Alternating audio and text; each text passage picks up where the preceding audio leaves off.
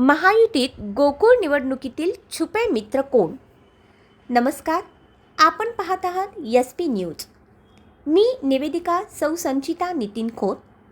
आज आपण पत्रकार संतोष पाटील यांच्या गोकुळ राजकारणातील ग्राउंड रिपोर्टनुसार महायुतीत गोकुळ निवडणुकीतील छुपे मित्र कोण आणि उघड शत्रू कोण यावरून जोरदार रणकंदन उठले आहे.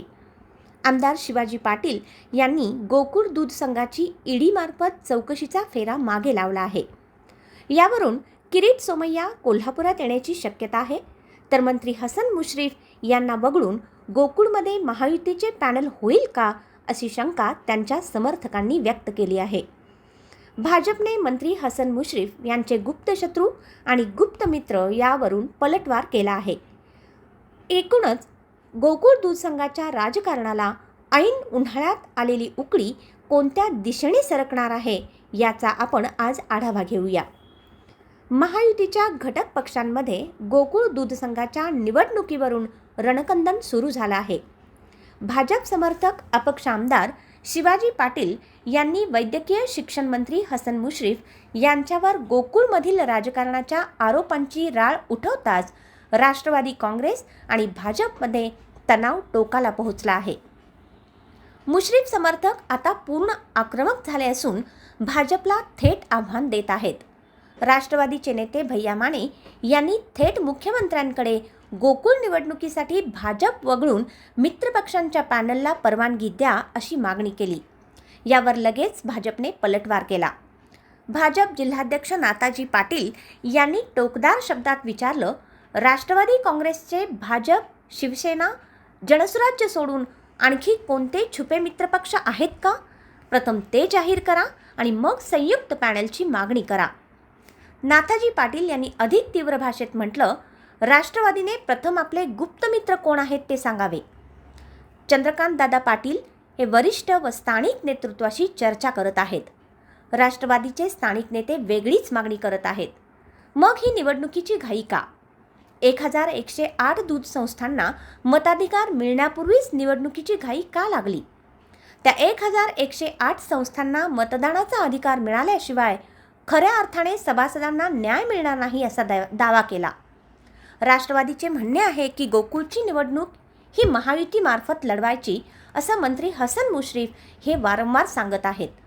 पण महायुतीतील भाजप आणि त्यांचे समर्थक आमदार शिवाजी पाटील हे थेट मुश्रीफ यांच्यावर टीका करत आहेत. राष्ट्रवादीने भाऊ म्हणून राजधर्म स्वीकारला आहे, तरीही गोकुळबद्दल बेछूट आरोप आणि जिल्हा बँकेबद्दल बोलणं हे दुःखद आहे. भाजप वगळून पॅनल करायचं असेल तर मुख्यमंत्री देवेंद्र फडणवीस यांना विश्वासात घेऊन मुश्रीफ यांनी भेट घ्यावी असा आग्रह धरला आहे. हसन मुश्रीफ यांच्यावर होणाऱ्या बेछूट, चुकीचे, नियमबाह्य आरोपांच्या मागे जी कोणी अदृश्य शक्ती आहे त्यांनी हे थांबवावे. महापालिका, जिल्हा परिषद, पंचायत समिती, नगरपालिका या सगळ्या अग्निपरीक्षेतून गेलेल्या राष्ट्रवादीला भाजपचे असे वक्तव्य हे खेदजनक वाटत असल्याची खदखद व्यक्त केली जात आहे. चंद्रकांत पाटील यांनी दोन्ही पक्षातील बेमनाव दूर करण्याचा प्रयत्न चालवला असला तरी गोकुळ निवडणुकीमुळे महायुतीतली ठिणगी आता ज्वालामुखी बनली आहे. भाजप समर्थकांना मुश्रीफ समर्थकांचा आक्रमक पवित्रा दिसत आहे, तर राष्ट्रवादीला भाजपचे आरोप हे बिनपुराव्याचे आणि महायुतीला हानी पोहोचवणारे वाटत आहेत. हसन मुश्रीफ यांना महायुती वगळून पॅनल करण्याची संधी दिल्यास ते आमदार सतेज पाटील यांच्या साथीने पॅनल करतील यात शंका नाही. ही जोडी गोकुळच्या राजकारणात राहिलेल्या महायुतीला जड जाऊ शकते. तर भाजपचा बोलवता धणी कोण आहे? कोणती अदृश्य शक्ती मंत्री हसन मुश्रीफ यांच्यावर आरोपांची खैरात करत आहे याचाही खुलासा यथावकाश होईलच. मात्र हे आरोप आणि प्रत्यारोपांमुळे गोकुळ दूध संघात महायुतीच्या एकात्मताच्या दाव्याला मोठा धक्का बसला आहे. आता पाहायला हवे, मुख्यमंत्र्यांच्या स्तरावर हा पेच सोडवला जातो की महायुतीतली ही आंतरिक लढाई कोल्हापूरच्या राजकारणात नवी आग पेटवते. पाहत रहा SP न्यूज चॅनल. लाईक आणि सबस्क्राईब करायला विसरू नका. धन्यवाद.